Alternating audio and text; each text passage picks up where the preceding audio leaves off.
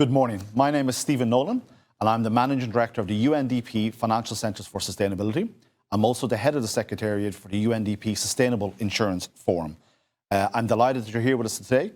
We are focused on unpacking yesterday's COP26 Finance Day and what the different announcements that came out of yesterday mean for the Sustainable Finance Agenda going forward. Our next speaker is the EU's Commissioner Mairead McGuinness. Mairead is the Commissioner for Financial Services, Financial Stability and the Capital Markets Union. I'm a huge fan of the Commissioner. I've been a huge fan of the Commissioner before she was Commissioner, when she was in the Parliament, when she was really driving forward this agenda before, as I said, she became the Commissioner. And Europe is really taking a lead on this agenda. So, Commissioner, delighted to have you with us this morning. Well, good morning, and Stephen, thank you for those very kind remarks. I'm glad to have one fan in the room, but I think that the conversation we're having about unpacking yesterday is really important, but I suppose it goes back further than just yesterday. I think that in my time as Commissioner for Financial Services, I think I realise the role of money. So we need to talk about money, and we need to make sure that money goes towards what is sustainable in the medium and long term. So the entire global financial system has a responsibility and a huge role in this transformation of our economies and our societies. And I think that responsibility, we need to put in place the policies to make the financial system reorientate towards sustainability. And briefly, what the European Commission has done, and when I was in Parliament would have supported all of this work and lead it now, is around how do we identify what is sustainable? And we do that through taxonomies. The next thing we need to ask is, how do companies, if you like, put that taxonomy into action? So in terms of management plans towards sustainability. And then how does the financial system report on all of these things? So essentially what we're doing is putting together pieces of a complex jigsaw, but which makes a very complete picture. In other words, we have quality information from companies. We have then the financial system reporting what it is investing in, where the money is going, and the taxonomy underpins all of that.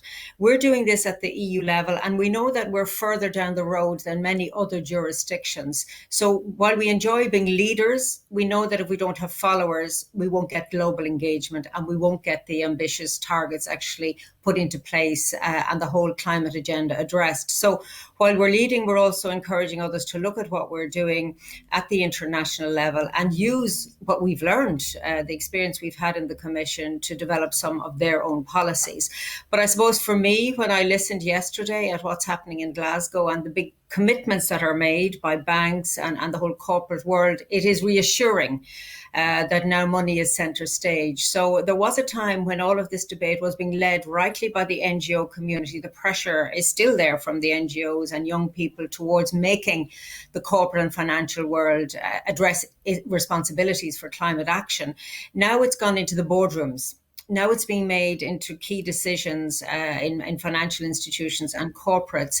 And more you're seeing people, appointed towards sustainability roles in companies. So I think we're in a good place. I think we've a lot of the architecture in place, and it's about implementation and trying to get all of these metrics to come together in a way that makes sense. And one of the things I would say, Stephen, before I hand back to you, is that at the moment we have a lot of standards and a lot of, if you like, different standards. So companies can pick and choose what they want to report on. But that's no good, because what we need is coherence. And we need to make sure that what companies are reporting is the information that investors need so that they can make sustainable choices. And the real piece of the jigsaw for me is to making sure that they are accountable. So we need an audit system. And I go back to my old days of accounting and finance, where we looked only at return on investment without any consideration for the environmental and climate impacts of what companies were doing, because this was not thought of. Now we're actually saying that the future is about making sure financial information and non-financial information has an equal footing when it comes to reporting, and that we audit both. So we audit financial information, we need to audit non-financial information so that companies are held to account for what their claims are. And this will make us, I suppose, get rid of this worry we have around greenwashing. So we're in this space at the moment where a lot of good things are happening, but I'd like to see what we're like in 5 years' time in terms of implementation. I'd like to think that European leadership remains, in that pivotal leadership role, but that we're also have worked with others, with global partners, to make sure we all move in the right direction, in step with each other, so that we bring around this big transformation that's required. Great, thank you very much for that, Commissioner. And I think, going back to your point there, that accountability is key, right? And what the Commission is doing, and what under your leadership, is bringing those frameworks into place that, yes, you can stand on a stage and say, we as an entity are going to do A, B and C, but back to your point now, from an audit perspective, from a legal fiduciary perspective, that's now part of the process. And that is a big game change that you and your colleagues have brought into play, into force, or are bringing into force. It is. And one of the other big changes, if you like, is that in our Corporate Sustainability Reporting Directive, this isn't voluntary. This is a mandatory requirement on the large and listed companies to report. And while we're putting that through the whole legislative process, we have a standards body working on what the actual details will be around what companies need. And I suppose I look back to maybe the old days, which aren't that far back, where company reports had nice pictures about what companies were doing in terms of ESG, and it all looked really good. And it's important that things look good, but it's more important that they bring about results. So I think the focus now when it comes to ESG is not just on the nice pictures, it's on the results behind those commitments. And my own sense is that companies want to be results focused. They've been a little bit confused because there's been a myriad of standards that they could choose from. We're saying at the EU level, we will have, our standards, they will be mandatory, and there will be clarity as to what companies need to do. But I also think that companies have an opportunity now to look at the EU taxonomy, which is about a classification around sustainable activities, and start working internally in their own management systems about what they need to do, how they need to change. So I would always say to companies, look, don't wait until you already have very clear signposts as to what the future holds and the way ahead. And if you want to get ahead of the game, you should start doing your management planning around what's on the table. One of the most interesting points, which I always repeat, is that Europe talks about double materiality. So some jurisdictions say it's only about the impact of climate on a company's balance sheet or profit and loss account. That's very key, because obviously companies need to be sustainable in the long term.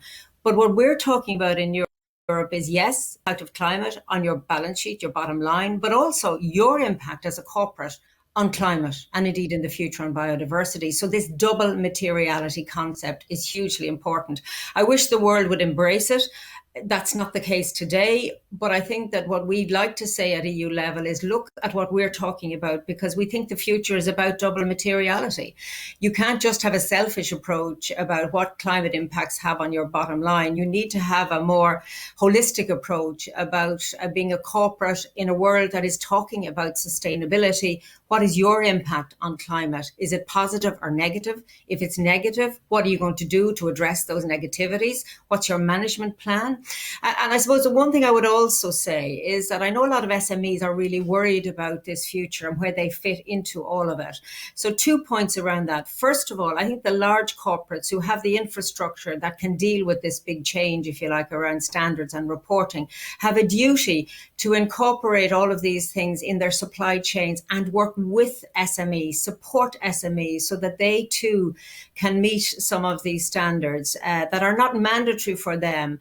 But in a way, because they're voluntary, they will also allow SMEs to have a future, because I think no one can stand still in today's world. So that's the first point, that these companies, the large, who are going to have to report, have a duty to look at supply chains and help the SMEs along the way. And I think the second point is to reassure SMEs that they have a key role. So in our renewed sustainable finance strategy, we were very conscious that we need to extend this to SMEs. We need to extend it to citizens in order that everyone sees that they have a place and a role to play in this transition. So it's more inclusive than just being limited to a few. One of the things that really struck me in my work in the last 12 months was that if we only invest in what's green today, we bring about zero change. So investing in green is very important, but investing in the transition is where we will make the biggest change. And therefore, we need to identify transition pathways. And I believe our taxonomy today, which covers over 80% emissions, those companies and sectors that are covered, really good signpost management plans towards transition. When they're going in to talk to banks or to look for finance, they can show what they're doing. And really, the transition plans are what will give us all hope that we are making these changes. But I also would repeat that we need to monitor. We need to make sure that what is being said is being done. And I think one of the things we might all do after COP, when we, let it all filter through our systems, ensure that we keep the targets in vision and that we say in months and years that these targets are being delivered on. Because I think if we don't actually follow up by monitoring on what's actually happening, citizens will get very disillusioned if there isn't a results focus here. And I think the other point that I like about this COP is not so much what's happening in Glasgow, is what's happening in families, in tea rooms, at the water cooler, where people are talking about climate change. And I know there's a lot of people saying, well, what about the other? Why aren't you doing this? But this conversation is really important. If you don't have conversations at the local level and engage locally, you won't get the transformation we need. So while things are a bit high level at the moment, they've got to filter to the grassroots in order for change to happen. And I think it's that process where we can judge whether COP26 is a success or not. Have the conversations started? Are they meaningful? Are they being followed up? And, even in Ireland today, we'll have the whole climate debate again, front and centre of everything, as it should be. And that will lead to conversations, difficult debates in Parliament, definitely in the Dáil, difficult debates, but necessary ones. We need that in local authorities. We need it in community groups. We need it amongst retirement groups so that there is an understanding in our own home, as we're having in our home, about what do we have to do in order to make sure that our homes are sustainable, that we're not using fossil fuels. But the big question is, how do we get away from the way we are today to a better place? And I think that will only happen when we know the financial system wants to support that transition and companies, large and small, are involved in the change, which again, as I said, it has to filter into and in. The conversation has definitely started. I think it has ramped up because COP26 is in focus, but we need to see then deliverables. And Commissioner, I'm just conscious of time, and I want to ask you, because as you're saying, results-focused monitoring, the framework that you're bringing in and your colleagues, and we love at FC4S working with Martin Spalk and the team, absolutely fantastic individuals, and just a great credit to your institution, Commissioner. I just wanted to say that as well. But we've just had a panel on Asia Pacific, and we're about to go into a panel about Africa. And I know the International Platform for Sustainable Finance is very important to the EU. And you mentioned earlier on in your remarks that it's not about Europe being in the lead on its own. Europe actually needs to work with other jurisdictions and regions, so we're all trying to aim for the same space. Just with the few minutes we have left, Commissioner, can you mind just unpacking why the International Platform for Sustainable Finance is so important to what Europe is trying to do in this space outside of Europe? Look, it's absolutely crucial, because there's no point in us winning the race on our own, because that won't change the whole climate issue. We will do a bit, but it's not enough. We need global cooperation. And what we've done with the International Platform in 2 years, I mean, it's been quite extraordinary, the work that has happened in a short space of time, is develop this idea that the world needs to move together. It doesn't mean that we all do the same thing at the same time and use the same rule book. But it does mean that the signpost is in one direction only, and that we allow that flexibility amongst jurisdictions to find their pathway towards more sustainable economies and societies. And if we didn't have the international platform, we would really be in a very bad place, because we'd have no global conversations. We have that platform, we have the G20, we now have a lot of, global ambition around climate and indeed other environmental deliverables. So for Europe, the international agenda is key. And I always say that while Europe will move further and faster than other jurisdictions, that doesn't mean that we ignore the global. And in fact, we've done a lot globally, because we set up the international platform conscious that if Europe works on its own, we won't make the changes necessary. And we want to support the global effort. So we have this groundbreaking report around a common ground taxonomy, so that we don't all have the same rule book, but we have the same aims and objectives. And every jurisdiction finds its path. And look, at the end of the day, what I would like to think is that the experience experience we've had at EU level, and you've mentioned colleagues in FISMA who were working on this for some time, and I appreciate your kind words about them, that experience gets used globally so that we allow others to, if you like, jump forward faster because they can use the experience that the EU has had. And what the European Union has always been very good at, and particularly around climate, is sharing our experience and learning what worked and what didn't work. And I think what works is that we give clarity on the financial system, first of all, about their key role in the transition, so that they take up the responsibility. Secondly, that we provide the indicators, the metrics, the standards that they can actually work to. And thirdly, around this issue of accountability, because my absolute concern would be that if we don't have accountability, we can have greenwashing, and we cannot allow that to happen. We've a very short window of opportunity. Europe wants to reduce emissions 55% in less than 9 years. That's like no time. So we know where we need to go. We know that it's ambitious. We know that if we fail, there will be global eyes watching Europe. So Europe doesn't intend to fail, but Europe alone will deliver on the global reach of climate change. That's why we work at the global level. And equally, we have a duty of care and responsibility to help the developing world, not make the mistakes we made. So to jump away from fossil fuel towards renewables and provide the finance that's required to do that. So in these days when all the world is talking about climate change, what we have to do is make sure that when COP26 ends, that we don't switch and talk about something else, that we keep this conversation going, that we continue our work around disclosures and transparency and accountability, and that we work with our global partners to bring this conversation to every level, the local, the national, the regional, and the European, and then the global, and we work in a coordinated way. If we don't do that, we won't achieve our aims. And Europe is really, really ambitious, and we want and will work with others to make sure that we just don't achieve our own European targets, but that the world does the same, because then we will have reached a place where nobody will be left behind, and we hope to have a planet that will be in better shape. But I would also say, we shouldn't kind of wrap ourselves in the glow of all this wonderful targets and aims. That's one thing. If we don't deliver upon it, we're going to have a very, very different world for them, and they will be angry, and rightly so. So it's about deliverables. Well, look, thank you very much, Commissioner. I know you have to go on to something else now, and actually congratulations on the Common Ground taxonomy, because I think that's been launched or it's popping out today. So that's just super again. And I really like, and Commissioner, if I may, and I know I'm simplifying it, that word you use, sharing. And that may not resonate within capital markets, but you are correct. We need to move collectively. Not everybody's going to be at the same level at the same time. Others may be further ahead. But actually, if we can share best practices, lessons learned, mistakes made, we will all actually accelerate what we're trying to do collectively. So thank you very much, Commissioner, for your time today. Sorry, Commissioner, you wanted to say something? Yeah, just one thing. Maybe this is the had here. If we don't address this climate issue, there will be financial instability.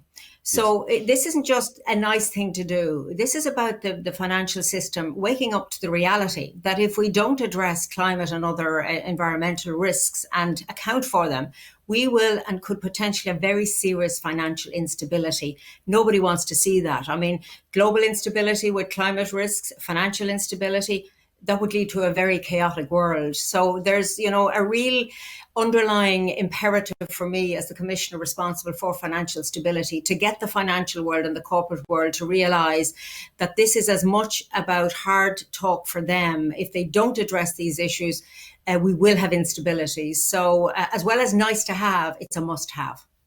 Great. And Commissioner, on behalf of Financial Centres for Sustainability, UNDP, we stand ready at a European level to support you. It's 39 financial centres around the world now. India is the latest member to join. So as I said, we really enjoy working with your colleagues and also your colleagues in your own team there as well. So thank you very much for your time today, and congratulations on the common taxonomy approach today, which was launched during COP. And thank you, Commissioner.